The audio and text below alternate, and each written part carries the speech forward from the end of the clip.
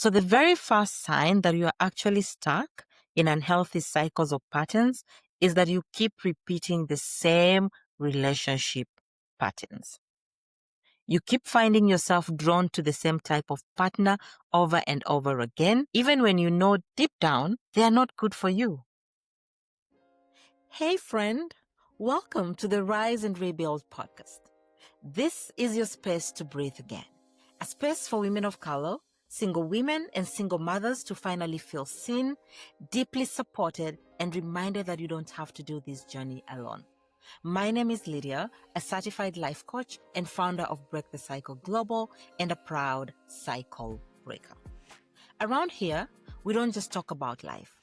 We get real about it.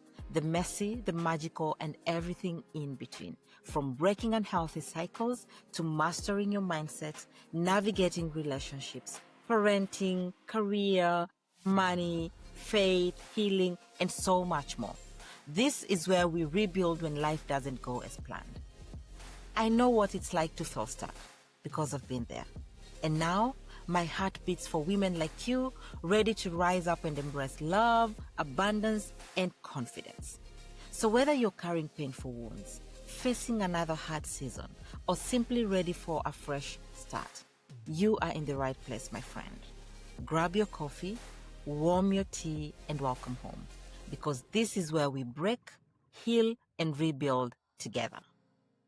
Hey friend, welcome back to another episode of the Rise and Rebuild podcast. But before we dive in today, I just want to take a moment to say thank you. The past few weeks since launching this podcast have been so incredible. And that's because of you, my friend. Thank you for tuning in each week, for sharing these episodes with your friends, and for reaching out to me through comments, emails, and social media. Every message, every story, every word of encouragement you send me reminds me why this space matters so much and why I do what I do. We are building something beautiful here, don't you think so? We are building a community of women who are breaking cycles, rising again, and rebuilding lives with faith and purpose. And I am so grateful and thankful that I get to walk this journey with each one of you. And so from my heart to yours, thank you. Now, let's get into today's episode because this one, I promise you, is going to hit home for so many of us. Today's episode is for you if you've ever caught yourself thinking, why does this keep happening to me? Or why me? Or I swore I wouldn't end up here again, and yet here I am. Maybe it's in your relationships. Maybe it's in your finances. Maybe it's in your family dynamics. Or maybe it's in how you show up for yourself every day. It just feels like you take 2 steps forward only to somehow end up right where you started. It's like your mark timing. And do you know why that happens? It's because you're not aware of the cycles and patterns running your life in the background. And here's the truth, my friend. You cannot break a cycle that you don't even recognize. And so today, I am going to walk you through 7 clear signs that you might actually be stuck in unhealthy cycles, and more importantly, what you can start doing from today to move you towards freedom and lasting transformation. You see, most of us don't just wake up one morning and say, you know what? I think I'll stay stuck forever. No one says that. But cycles are very sneaky. These patterns build slowly, quietly, over time. And they come from unhealed pain, limiting beliefs, and sometimes even generational patterns that were passed down to us long before we even realized it. And here's the tricky thing though. Because these cycles feel very familiar, they start to feel normal. But familiar doesn't always mean healthy. That's why it's important for you and I to pause, pay attention, and recognize the signs, because awareness will always be the very first step towards any form of transformation.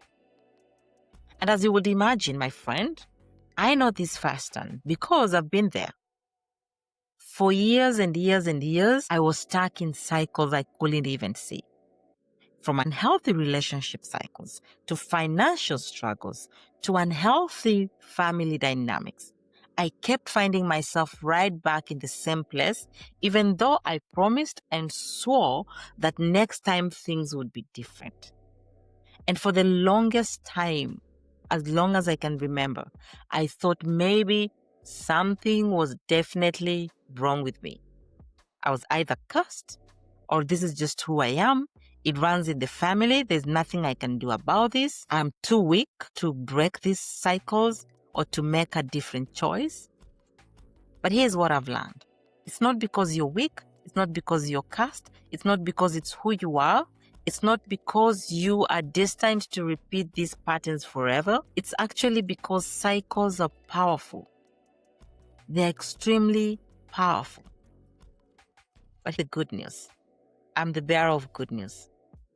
They can be broken once you learn to recognize them and understand where they come from. As powerful as cycles can be, they can be broken. As long as you understand and become aware of their roots and where they're coming from and how to go ahead and break them. And so I'm going to walk you through 7 signs that you may be stuck in unhealthy cycles. And as I go through this, I want you to really pay attention to which ones resonate most with you. You don't have to check all 7 boxes, although you actually could, it's possible. Even 1 or 2 is worth pausing and reflecting on. Are you ready? Do you have your pen and paper? Okay, let's get started. So the very first sign that you are actually stuck in unhealthy cycles or patterns is that you keep repeating the same relationship patterns. You keep finding yourself drawn to the same type of partner over and over again, even when you know deep down they are not good for you. You're just choosing a different face, but it's the same story. You keep finding the same man in a different body. Maybe you actually keep ending up with emotionally unavailable people. You know, the ones who are here today, tomorrow they are not. You cannot understand where they stand. The lines are very blurry. Their signals are very blurry. Or maybe you always find yourself in the role of the fixer, pouring yourself into someone else, trying to rescue other people or repairing other people while neglecting your own needs. It's like you actually see red flags glaring right on your face, but there's a part of you that feels pulled in anyway. You just can't move on from that. Do you know why this happens? It's because your inner story about love, what you believe love should look like, be or feel like, is actually guiding you towards what's familiar. If, for instance, growing up, love felt very inconsistent or conditional, that's what your nervous system has been wired to seek out as an adult. So even when your mind says, I want healthy love, I want something that is good, your heart and body keeps on chasing what feels familiar, even if it's chaotic or painful. And here's the hard truth, as I've said. Sometimes familiar is never safe, healthy, or even fulfilling. And so the first step is for you to pause and ask yourself, why am I finding myself in this dynamic? What is it that I'm attracted to? Is this attraction or is this a familiar wound being triggered again? Because what is familiar is what our bodies, our hearts, our minds are always attracted to. And when you start to question these patterns, you actually create space to choose differently. Because once you question the attraction, once you question whether you are attracted to a wound or to something that is familiar to you, then you create that space to think twice and start to choose differently, be it in romantic relationships, friendships, or even as you parent. All right? So that's the very first sign that you're actually stuck in an unhealthy cycle when you keep repeating the same relationship patterns, even with different people, but the dynamics are the same. All right? So the second sign that you may actually be stuck is you keep on saying next time things will be different, but it's not. You tell yourself next time I'll handle it differently. And maybe you actually mean this with your whole heart. You keep on saying, next time, I won't blow up in anger. Next time, I'll finally stick to a budget. Or next time, I'll speak kindly. Next time, I will do this. Next time, I will go here. It's like hitting repeat on the same song you don't even like, but you don't know how to change the track. So why does this keep happening? Because you keep on saying, next time, I'll speak up instead of staying silent. But somehow, you end up right back where you started again. This keeps happening because you're addressing the symptom and not the root cause. Imagine seeing water on your floor and just mopping it without fixing the leak. You come home, there's water on your floor, and you quickly get a mop. You go mopping it, but then you don't go ahead and fix the leak where the water was coming from. That's what happens when you focus on the behavior alone. There's a deeper issue here. There's a belief, there's a fear, there's a wound that is driving this behavior that still needs to be addressed. And so even when we try to willpower our way to change, the pattern quietly resets itself like a default setting. My friend, real transformation happens when you slow down and ask, what is beneath this? Why do I react the way I react? Why do I reach for this habit or this person? And until you heal the root, the cycles will keep repeating themselves. Okay, so that's the second sign. The third sign, you are feeling stuck and powerless. You feel like life is just happening to you instead of for you, and instead of you living it on purpose. You wake up, go through the motions, go through your daily life, your daily mundane activities, and it feels like no matter what you do, nothing changes.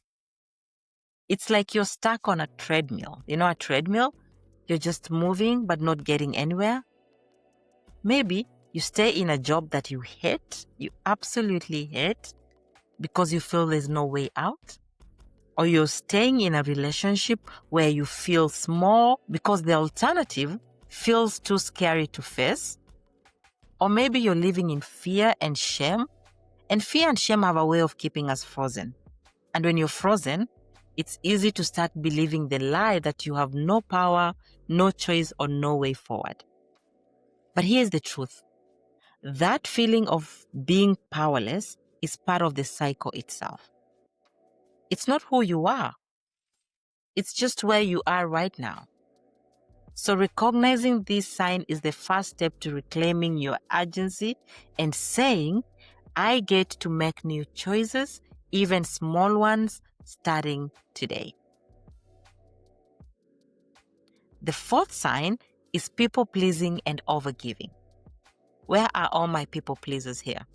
I am a recovering people pleaser. I'm a recovering overgiver. You pour yourself out for everyone else, but keep leaving yourself empty. You set yourself on fire to keep other people warm. You say yes when your whole body is screaming no. You overfunction, you overgive while underfunctioning for yourself. You might even find your sense of worth tied to how much you can give, fix, or even sacrifice. And deep down, you've started to equate being needed with being loved. Guess what? This habit or this cycle often traces back to childhood. Maybe you grew up in an environment where love and approval were conditional. Most of us did. You had to get good grades to be loved or congratulated or awarded. You had to do something to be rewarded. Does that sound familiar? Maybe you learned that if you are helpful, quiet, the good girl, pleasing or accommodating, you are safe and accepted. And so as an adult, that same script keeps on playing out in your relationships, your work environment, and even in your own parenting, leaving you drained and very resentful. So here's the truth again. You're worthy of love simply because you exist. Not because of what you can do for others, but because of who you are. And so learning to set boundaries isn't selfish at all. It is how you show up for yourself from a place of love rather than burnout. Okay? The fifth sign is negative self-talk on repeat. It's like a broken record. Your inner critic never seems to take a day off. It whispers always to you, you're a failure. You'll never get this right. You're not worthy anything. You're too much or not good enough. And these are words you'd never ever dream of saying to someone you love, and yet you say them to yourself without even thinking. How harsh. This broken record keeps playing quietly in the background of your own life, shaping your decisions, your confidence, and even your own identity. And most of this negative self-talk actually comes from old wounds, and it stems all the way from childhood. Maybe it's a parent, maybe a teacher, maybe a past relationship spoke words over you that you've never learned to challenge or replace. Friend, here's the good news.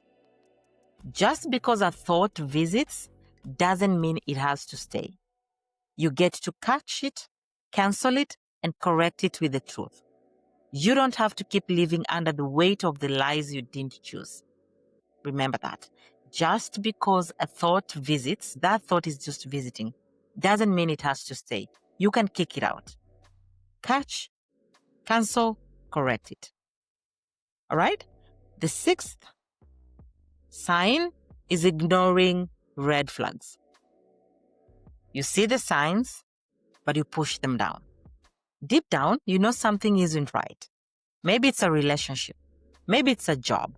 Maybe it's a friendship that leaves you uneasy. But instead of addressing it, you minimize it, you make excuses, you convince yourself it's not that bad. Why? Because sometimes facing that truth feels more scary than staying in what's comfortable, even if that comfort is hurting you. So ignoring red flags keeps you stuck in cycles because you never give yourself permission to respond to the warning signals. And here's a gentle reminder. Acknowledging the truth doesn't mean you have to take drastic action. No.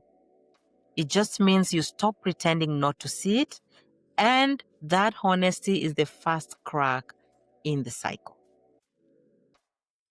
The seventh and final sign is exhaustion and burnout. You're tired, but not just physically. You're drained emotionally, you're drained mentally and spiritually. And no amount of sleep or even vacation seems to touch it.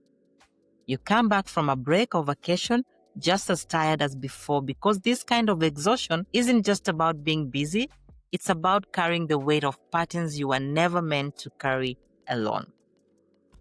This is your body's way of saying, hey, something has to change. When burnout actually shows up, it's a sign that the way you've been living isn't sustainable.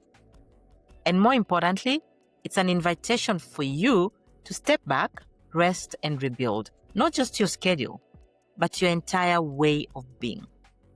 So burnout and exhaustion is another major sign that you're actually stuck in unhealthy cycles or patterns. So my friend, those are the 7 signs. There could be other more, but those are the ones that I wanted to highlight today. And maybe as I went through that list, you felt like, oh my goodness, that's me. Lydia is talking about me. So here's what I want you to hear. Awareness is not condemnation. I'm not condemning you. This is not about shame or blame. I'm not blaming you. I'm not shaming you. It's simply a spotlight showing you the exact places where healing needs to begin. And now that you've identified where you may be stuck, you understand these signs, let's talk about how you can actually start moving towards freedom. What you can do, tangible things that you can do. And here's the thing before that. You don't have to fix everything all at once. Sometimes, when we realize how many areas need attention, we honestly feel so overwhelmed and end up doing nothing. But change, real change, doesn't have to be massive to be meaningful. It just happens one small intentional step at a time. And that is what I'm asking you to do. So today, I want to give you 3 simple steps to start breaking free from these cycles that I've mentioned. They are steps you can start practicing right now, no matter where you are on your journey. Step 1, pause and acknowledge. Awareness again. Before you rush into fixing anything, take a moment to simply acknowledge where you are. Be honest with your journey. Awareness, as I said, is powerful. The very act of naming what you see is a very huge step towards healing. Sit with what you've noticed and write it down. I'm a big proponent of writing things down. Journal about which cycles feel most pressing in your life right now. And as you do this, try not to judge yourself. Instead of judging yourself, instead of saying, I can't believe I let this happen, try saying maybe, wow, I see this now. And that clarity is the very first step towards transformation and moving you forward. This step is actually about compassion. It is saying to yourself, this is where I am. It's not where I'll stay. Okay? The second step is identify the root. Remember, cycles are never random. They don't just appear. They have a starting point. And when you understand where a pattern came from, you take away some of its power. Actually, you take away most of its power. So ask yourself, when did I first notice this pattern in my life? What do I believe about myself or the world that keeps this cycle going? Whose voice do I hear when I make these choices? Is it truly mine, or is it something I absorbed from my family, my society, or past relationships? While you do that, caution though, these might bring up very hard memories, and that's okay. I want you to remember this. Sometimes the truth is very painful at first, but it's what breaks the chains. And the final step, take a small, brave action.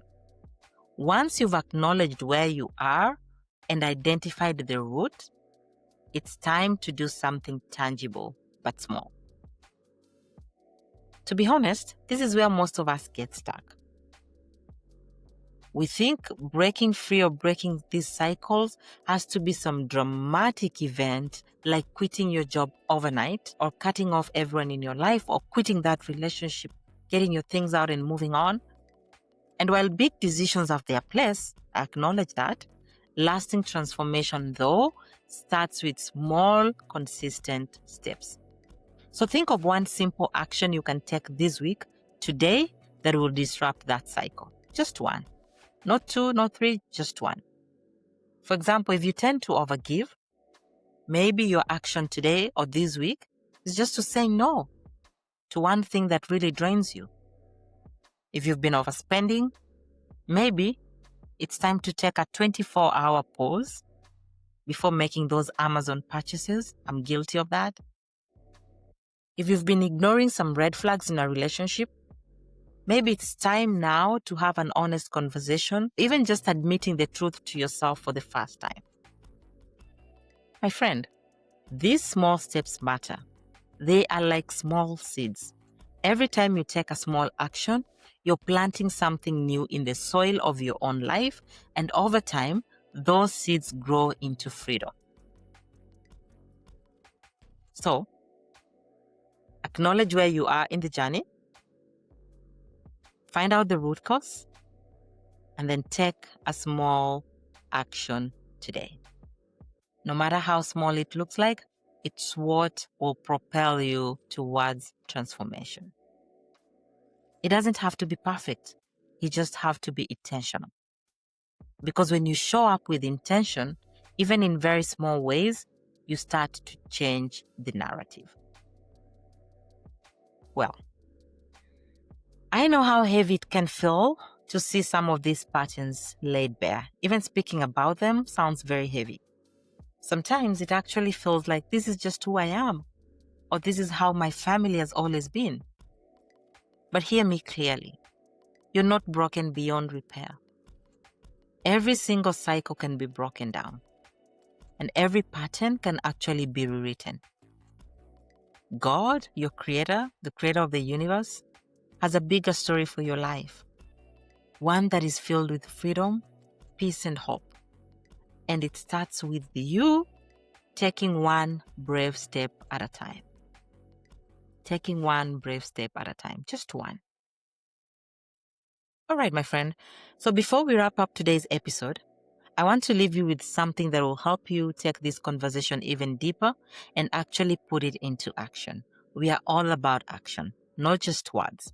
It's one thing to hear about these 7 signs and how to break free, but it's also another thing to have a guide you can go back to anytime you need clarity or encouragement. And so to help you take those first steps, I created a simple and powerful toolkit for you.